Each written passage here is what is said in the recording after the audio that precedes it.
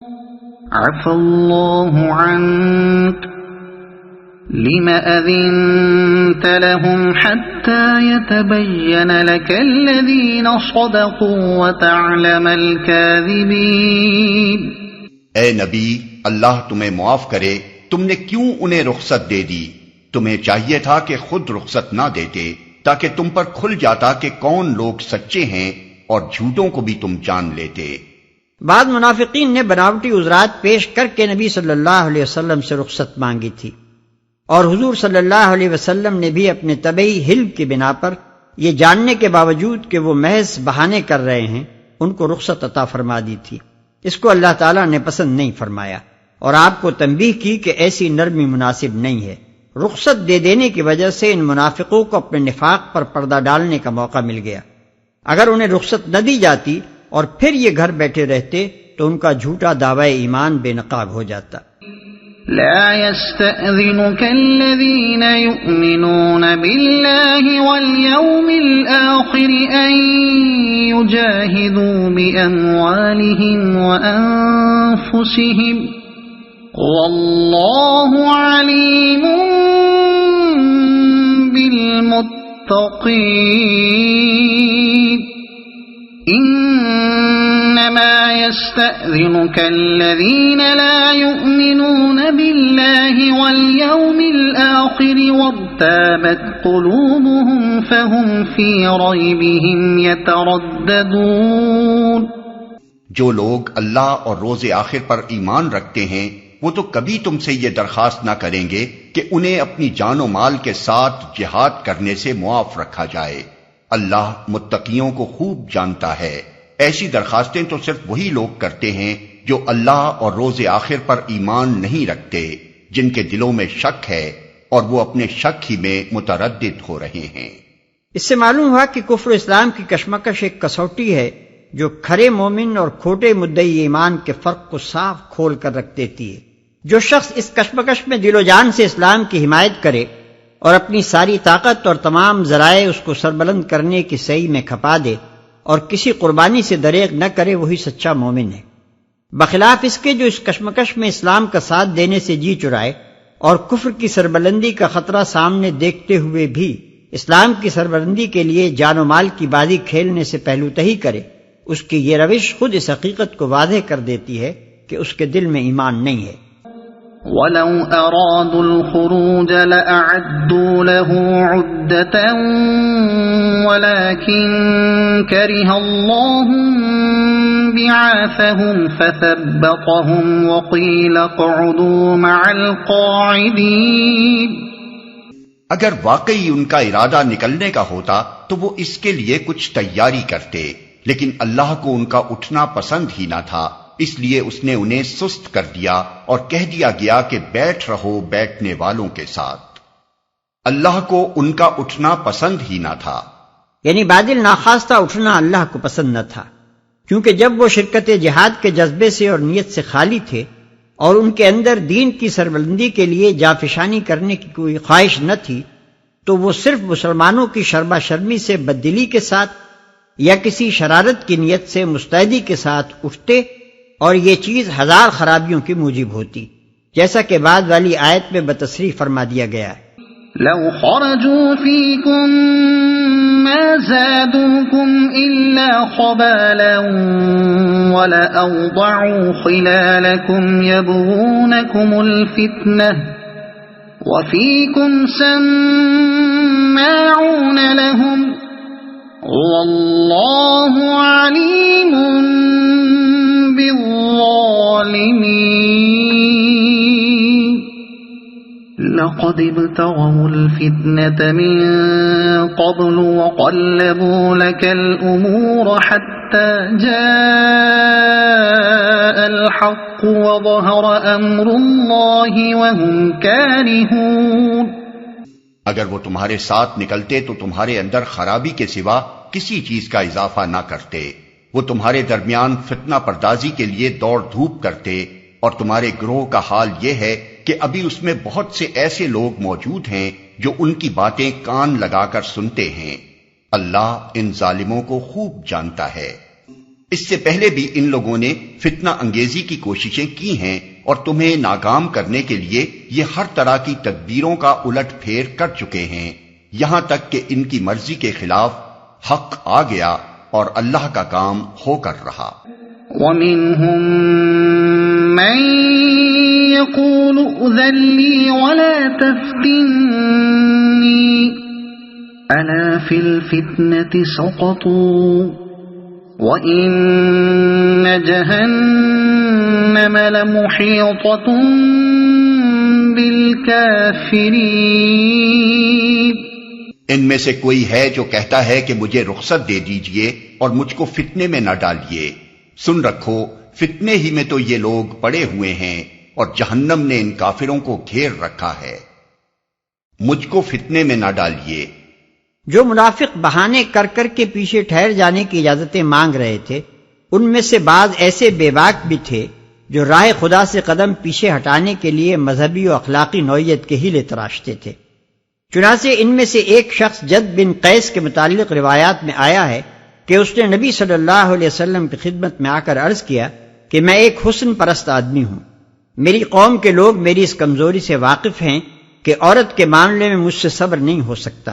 ڈرتا ہوں کہ کہیں رومی عورتوں کو دیکھ کر میرا قدم پھسل نہ جائے، لہذا آپ مجھے فتنے میں نہ ڈالیں اور اس جہاد کی شرکت سے مجھ کو معذور رکھیں۔ فتنے ہی میں تو یہ لوگ پڑے ہوئے ہیں،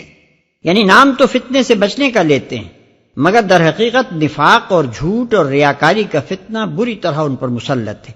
اپنے نزدیک یہ سمجھتے ہیں کہ چھوٹے چھوٹے فتنوں کے امکان سے پریشانی و خوف کا اظہار کر کے یہ بڑے متقی ثابت ہوئے جا رہے ہیں،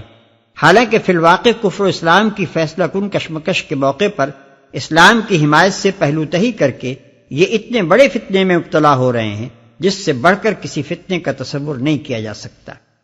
جہنم نے ان کافروں کو گھیر رکھا ہے، یعنی تقویٰ کی اس نمائش نے ان کو جہنم سے دور نہیں کیا، بلکہ نفاق کی اس لعنت نے انہیں جہنم کے چنگل میں الٹا پھنسا دیا۔ إن تصبك حسنة تسؤهم وإن تصبك مصيبة يقولوا قد أخذنا أمرنا من قبل ويتولوا وهم فرحون قل لن يصيبنا إلا ما كتب الله لنا هو مولانا وعلى الله فليتوكل المؤمنون۔ تمہارا بھلا ہوتا ہے تو انہیں رنج ہوتا ہے، اور تم پر کوئی مصیبت آتی ہے تو یہ منہ پھیر کر خوش خوش پلٹتے ہیں اور کہتے جاتے ہیں کہ اچھا ہوا ہم نے پہلے ہی اپنا معاملہ ٹھیک کر لیا تھا۔ ان سے کہو ہمیں ہرگز کوئی برائی یا بھلائی نہیں پہنچتی مگر وہ جو اللہ نے ہمارے لیے لکھ دی ہے، اللہ ہی ہمارا مولا ہے اور اہل ایمان کو اسی پر بھروسہ کرنا چاہیے۔ یہاں دنیا پرست اور خدا پرست کی ذہنیت کے فرق کو واضح کیا گیا ہے۔ دنیا پرست جو کچھ کرتا ہے اپنے نفس کی رضا کے لیے کرتا ہے، اور اس کے نفس کی خوشی بعض دنیاوی مقاصد کے حصول پر منحصر ہوتی ہے۔ یہ مقاصد اسے حاصل ہو جائیں تو وہ پھول جاتا ہے، اور حاصل نہ ہو تو اس پر مردنی چھا جاتی ہے۔ پھر اس کا سہارا تمام تر مادی اسباب پر ہوتا ہے، وہ سازگار ہوں تو اس کا دل بڑھنے لگتا ہے، اور ناسازگار ہوتے نظر آئیں تو اس کی ہمت ٹوٹ جاتی ہے۔ بخلاف اس کے خدا پرست انسان جو کچھ کرتا ہے اللہ کی رضا کے لیے کرتا ہے، اور اس کام میں اس کا بھروسہ اپنی قوت یا مادی اسباب پر نہیں بلکہ اللہ کی ذات پر ہوتا ہے۔ راہ حق میں کام کرتے ہوئے اس پر مصائب نازل ہوں یا کامرانیوں کی بارش ہو، دونوں صورتوں میں وہ یہی سمجھتا ہے کہ جو کچھ اللہ کی مرضی ہے وہ پوری ہو رہی ہے۔ مصائب اس کا دل نہیں توڑ سکتے اور کامیابیاں اس کو اطراحٹ میں مبتلا نہیں کر سکتی، کیونکہ اول تو دونوں کو وہ اپنے حق میں خدا کی طرف سے سمجھتا ہے، اور اسے ہر حال میں یہ فکر ہوتی ہے کہ خدا کی ڈالی ہوئی اس آزمائش سے بخیریت گزر جائے۔ دوسرے اس کے پیش نظر دنیاوی مقاصد نہیں ہوتے کہ ان کے لحاظ سے وہ اپنی کامیابی یا ناکامی کا اندازہ کرے۔ اس کے سامنے تو رضا الہی کا مقصد وحید ہوتا ہے، اور اس مقصد سے اس کے قریب یا دور ہونے کا پیمانہ کسی دنیاوی کامیابی کا حصول یا عدم حصول نہیں ہے، بلکہ صرف یہ امر ہے کہ راہ خدا میں جان و مال کی بازی لگانے کا جو فرض اس پر عائد ہوتا تھا اسے اس نے کہاں تک انجام دیا۔ اگر یہ فرض اس نے ادا کر دیا ہو تو خواہ دنیا میں اس کی بازی بالکل ہی ہر گئی ہو، لیکن اسے پورا بھروسہ رہتا ہے کہ جس خدا کے لیے اس نے مال کھپایا اور جان دی ہے وہ اس کے اجر کو ضائع کرنے والا نہیں ہے۔ پھر دنیاوی اسباب سے وہ آس ہی نہیں لگاتا کہ ان کی سازگاری یا ناسازگاری اس کو خوش یا رنجیدہ کرے۔ اس کا سارا اعتماد خدا پر ہوتا ہے جو عالم اسباب کا حاکم ہے، اور اس کے اعتماد پر وہ ناسازگار حالات میں بھی اسی عزم و ہمت کے ساتھ کام کیے جاتا ہے جس کا اظہار اہل دنیا سے صرف سازگار حالات ہی میں ہوا کرتا ہے۔ بس اللہ تعالیٰ فرماتا ہے کہ ان دنیا پرست منافقین سے کہہ دو کہ ہمارا معاملہ تمہارے معاملے سے بنیادی طور پر مختلف ہے۔ تمہاری خوشی و رنج کے قوانین کچھ اور ہیں اور ہمارے کچھ اور۔ تم اطمینان اور بے اطمینانی کسی اور ماخذ سے لیتے ہو اور ہم کسی اور ماخذ سے۔ قل هل تربصون بنا إلا إحدى الحسنيين ونحن نتربص بكم أن يصيبكم الله بعذاب من عنده أو بأيدينا فتربصوا إنا معكم متربصون۔ ان سے کہو تم ہمارے معاملے میں جس چیز کے منتظر ہو وہ اس کے سوا اور کیا ہے کہ دو بھلائیوں میں سے ایک بھلائی ہے، اور ہم تمہارے معاملے میں جس چیز کے منتظر ہیں وہ یہ ہے کہ اللہ خود تم کو سزا دیتا ہے یا ہمارے ہاتھوں دلواتا ہے۔ اچھا تو اب تم بھی انتظار کرو اور ہم بھی تمہارے ساتھ منتظر ہیں۔ دو بھلائیوں میں سے ایک بھلائی ہے۔ منافقین حسب عادت اس موقع پر بھی کفر و اسلام کی اس کشمکش میں حصہ لینے کے بجائے اپنی دانست میں کمال دانش مندی کے ساتھ دور بیٹھے ہوئے یہ دیکھنا چاہتے تھے کہ اس کشمکش کا انجام کیا ہوتا ہے۔ رسول اور اصحاب رسول فتح یاب ہو کر آتے ہیں یا رومیوں کی فوجی طاقت سے ٹکرا کر پاش پاش ہو جاتے ہیں۔ اس کا جواب انہیں یہ دیا گیا کہ جن دو نتیجوں میں سے ایک کے ظہور کا تمہیں انتظار ہے، اہل ایمان کے لیے تو وہ دونوں ہی سراسر بھلائی ہیں۔ وہ اگر فتح یاب ہوں تو اس کا بھلائی ہونا تو ظاہر ہی ہے، لیکن اگر اپنے مقصد کی راہ میں جانیں لڑاتے ہوئے وہ سب کے سب پیوند خاک ہو جائیں، تب بھی دنیا کی نگاہ میں چاہے یہ انتہائی ناکامی ہو، مگر حقیقت میں یہ بھی ایک دوسری کامیابی ہے۔ اس لیے کہ مومن کی کامیابی اور ناکامی کا معیار یہ نہیں ہے کہ اس نے کوئی ملک فتح کیا یا نہیں، یا کوئی حکومت قائم کر دی یا نہیں، بلکہ اس کا معیار یہ ہے کہ اس نے اپنے خدا کے کلمے کو بلند کرنے کے لیے اپنے دل اور دماغ اور جسم و جان کی ساری قوتیں لڑا دیں یا نہیں۔ یہ کام اگر اس نے کر دیا تو در حقیقت وہ کامیاب ہے، خواہ دنیا کے اعتبار سے اس کی صحیح کا نتیجہ صفر ہی کیوں نہ ہو۔ قل انفقوا طوعا او كرها لن يتقبل منكم انكم كنتم قوما فاسقين۔ ان سے کہو تم اپنے مال خواہ راضی خوشی خرچ کرو یا بکراہت، بہرحال وہ قبول نہ کیے جائیں گے کیونکہ تم فاسق لوگ ہو۔ تم اپنے مال خواہ راضی خوشی خرچ کرو یا بکراہت۔ بعض منافق ایسے بھی تھے جو اپنے آپ کو خطرے میں ڈالنے کے لیے تو تیار نہ تھے، مگر یہ بھی نہ چاہتے تھے کہ اس جہاد اور اس کی صحیح سے بالکل کنارہ کش رہ کر مسلمانوں کی نگاہ میں اپنی ساری وقت کھو دیں اور اپنے نفاق کو علانیہ ظاہر کر دیں۔ اس لیے وہ کہتے تھے کہ ہم جنگی خدمت انجام دینے سے تو اس وقت معذرت چاہتے ہیں، لیکن مال سے مدد کرنے کے لیے حاضر ہیں۔ وما منعهم أن تقبل منهم نفقاتهم إلا أنهم كفروا بالله وبرسوله ولا يأتون الصلاة إلا وهم كسالى ولا ينفقون إلا وهم كارهون فلا تعجبك أموالهم ولا أولادهم إنما يريد الله ليعذبهم بها في الحياة الدنيا وتزهق أنفسهم وهم كافرون۔ ان کے دیے ہوئے مال قبول نہ ہونے کی کوئی وجہ اس کے سوا نہیں ہے کہ انہوں نے اللہ اور اس کے رسول سے کفر کیا ہے۔ نماز کے لیے آتے ہیں تو کسمساتے ہوئے آتے ہیں، اور راہ خدا میں خرچ کرتے ہیں تو بادل ناخواستہ خرچ کرتے ہیں۔ ان کے مال و دولت اور ان کی کثرت اولاد کو دیکھ کر دھوکہ نہ کھاؤ، اللہ تو یہ چاہتا ہے کہ انہی چیزوں کے ذریعے سے ان کو دنیا کی زندگی میں بھی مبتلا عذاب کرے، اور یہ جان بھی دیں تو انکار حق ہی کی حالت میں دیں، ان کو دنیا کی زندگی میں بھی مبتلا عذاب کرے۔ یعنی اس مال و اولاد کی محبت میں گرفتار ہو کر جو منافقانہ رویہ انہوں نے اختیار کیا ہے، اس کی وجہ سے مسلم سوسائٹی میں یہ انتہائی ذلیل و خوار ہو کر رہیں گے، اور وہ ساری شان ریاست اور عزت و ناموری اور مشقیت اور چودراہٹ جو اب تک عربی سوسائٹی میں ان کو حاصل رہی ہے، نئے اسلامی نظام اجتماعی میں وہ خاک میں مل جائے گی۔ ادنا غلام اور غلام زادے اور معمولی کاشتکار اور چرواہے جنہوں نے اخلاص ایمانی کا ثبوت دیا ہے، اس نئے نظام میں باعزت ہوں گے، اور خاندانی چودھری اپنی دنیا پرستی کی بدولت بے عزت ہو کر رہ جائیں گے۔ اس کیفیت کا ایک دلچسپ نمونہ وہ واقعہ ہے جو ایک دفعہ حضرت عمر رضی اللہ عنہ کی مجلس میں پیش آیا۔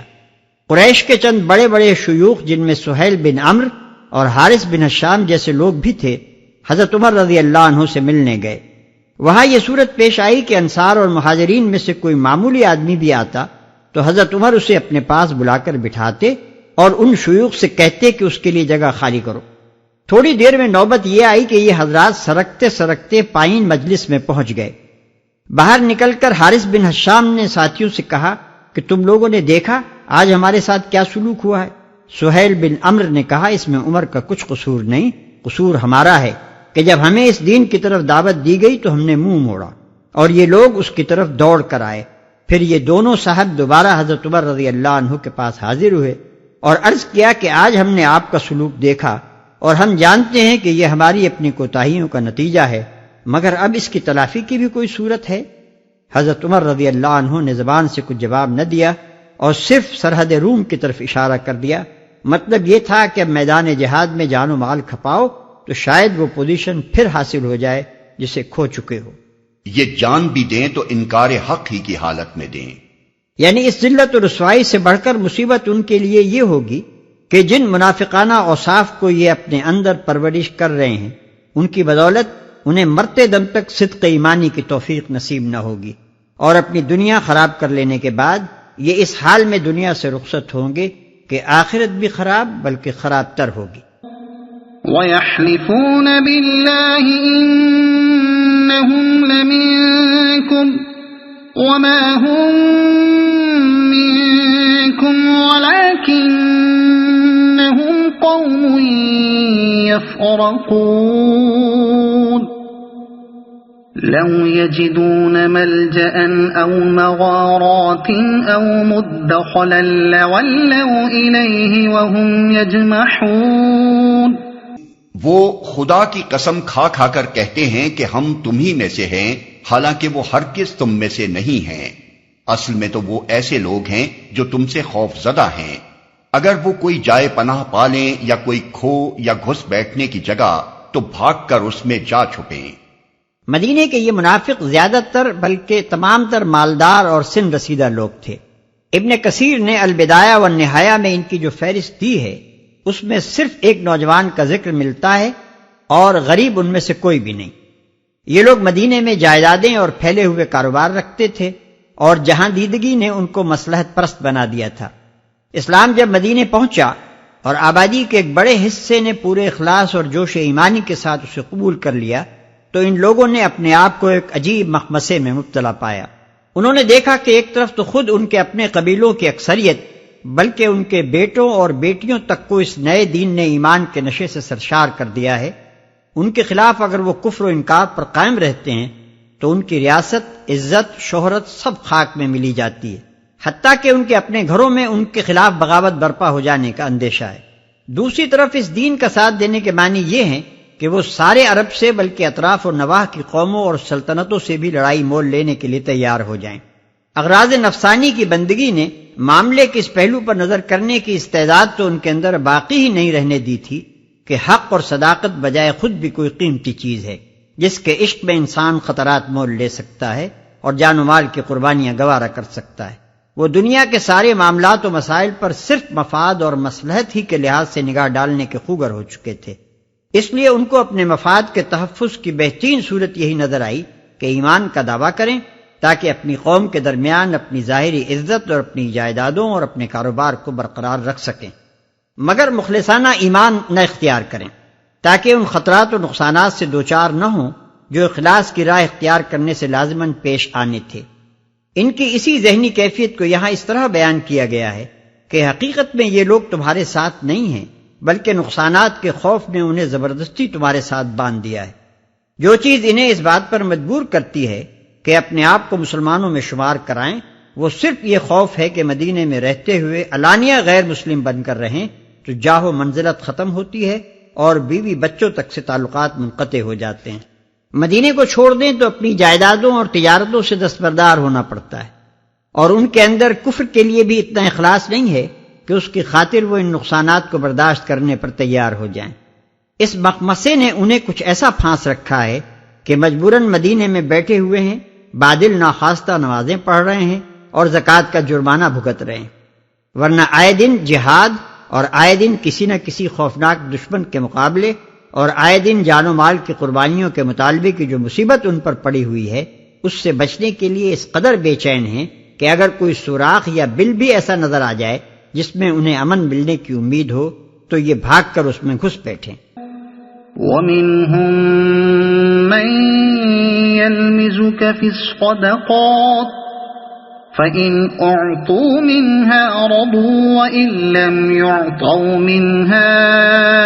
إِذَا هُمْ يَسْخَطُونَ۔ اے نبی، ان میں سے بعض لوگ صدقات کی تقسیم میں تم پر اعتراضات کرتے ہیں، اگر اس مال میں سے انہیں کچھ دے دیا جائے تو خوش ہو جائیں اور نہ دیا جائے تو بگڑنے لگتے ہیں۔ عرب میں یہ پہلا موقع تھا کہ ملک کے تمام ان باشندوں پر جو ایک مقرر مقدار سے زائد مال رکھتے تھے باقاعدہ زکوٰۃ عائد کی گئی تھی، اور وہ ان کی زرعی پیداوار سے، ان کے مویشیوں سے، ان کے اموال تجارت سے، ان کے معدنیات سے اور ان کے سونے چاندی کے ذخائر سے 2.5%، 5%، 10% اور 20% کی مختلف شرحوں کے مطابق وصول کی جاتی تھی۔ یہ سب اموال زکوٰۃ ایک منظم طریقے سے وصول کیے جاتے اور ایک مرکز پر جمع ہو کر منظم طریقے سے خرچ کیے جاتے۔ اس طرح نبی صلی اللہ علیہ وسلم کے پاس ملک کے اطراف سے اتنی دولت سمٹ کر آتی اور آپ کے ہاتھوں خرچ ہوتی تھی جو عرب کے لوگوں نے کبھی اس سے پہلے کسی ایک شخص کے ہاتھوں جمع اور تقسیم ہوتے نہیں دیکھی تھی۔ دنیا پرست منافقین کے منہ میں اس دولت کو دیکھ کر پانی بھر بھر آتا تھا۔ وہ چاہتے تھے کہ اس بہتے ہوئے دریا سے ان کو خوب سیر ہو کر پینے کا موقع ملے، مگر یہاں پلانے والا خود اپنے اوپر اور اپنے متعلقین پر اس دریا کے ایک ایک قطرے کو حرام کر چکا تھا، اور کوئی یہ توقع نہ کر سکتا تھا کہ اس کے ہاتھوں سے مستحق لوگوں کے سوا کسی اور کے لب تک جام پہنچ سکے گا۔ یہی وجہ ہے کہ منافقین نبی صلی اللہ علیہ وسلم کی تقسیم صدقات کو دیکھ دیکھ کر دلوں میں گھٹتے تھے اور تقسیم کے موقع پر آپ کو طرح طرح کے الزامات سے متون کرتے تھے۔ دراصل شکایت تو انہیں یہ تھی کہ اس مال پر ہمیں دسترازی کا موقع نہیں دیا جاتا، مگر اس حقیقی شکایت کو چھپا کر وہ الزام یہ رکھتے تھے کہ مال کی تقسیم انصاف سے نہیں کی جاتی اور اس میں جانبداری سے کام لیا جاتا ہے۔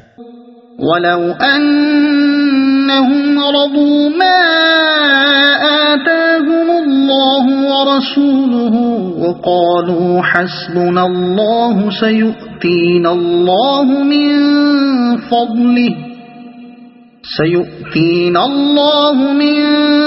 فَضْلِهِ وَرَسُولُهُ إِنَّا إِلَى اللَّهِ رَاغِبُونَ۔ کیا اچھا ہوتا کہ اللہ اور رسول نے جو کچھ بھی انہیں دیا تھا اس پر وہ راضی رہتے اور کہتے کہ اللہ ہمارے لیے کافی ہے، وہ اپنے فضل سے ہمیں اور بہت کچھ دے گا اور اس کا رسول بھی ہم پر عنایت فرمائے گا، ہم اللہ ہی کی طرف نظر جمائے ہوئے ہیں۔ اس پر وہ راضی رہتے، یعنی مال غنیمت میں سے جو حصہ نبی صلی اللہ علیہ وسلم ان کو دیتے ہیں اس پر قانع رہتے، اور خدا کے فضل سے جو کچھ یہ خود کماتے ہیں اور خدا کے دیے ہوئے ذرائع آمدنی سے جو خوشحالی انہیں میسر ہے اس کو اپنے لیے کافی سمجھتے۔ اور اس کا رسول بھی ہم پر عنایت فرمائے گا۔ یعنی زکوٰۃ کے علاوہ جو اموال حکومت کے خزانے میں آئیں گے ان سے حسب استحقاق ہم لوگوں کو اسی طرح استفادے کا موقع حاصل رہے گا جس طرح اب تک رہا ہے۔ ہم اللہ ہی کی طرف نظر جمائے ہوئے ہیں، یعنی ہماری نظر دنیا اور اس کی متاع حقیر پر نہیں بلکہ اللہ اور اس کے فضل و کرم پر ہے۔ اسی کی خوشنودی ہم چاہتے ہیں، اسی سے امید رکھتے ہیں، جو کچھ وہ دے اس پر راضی ہیں۔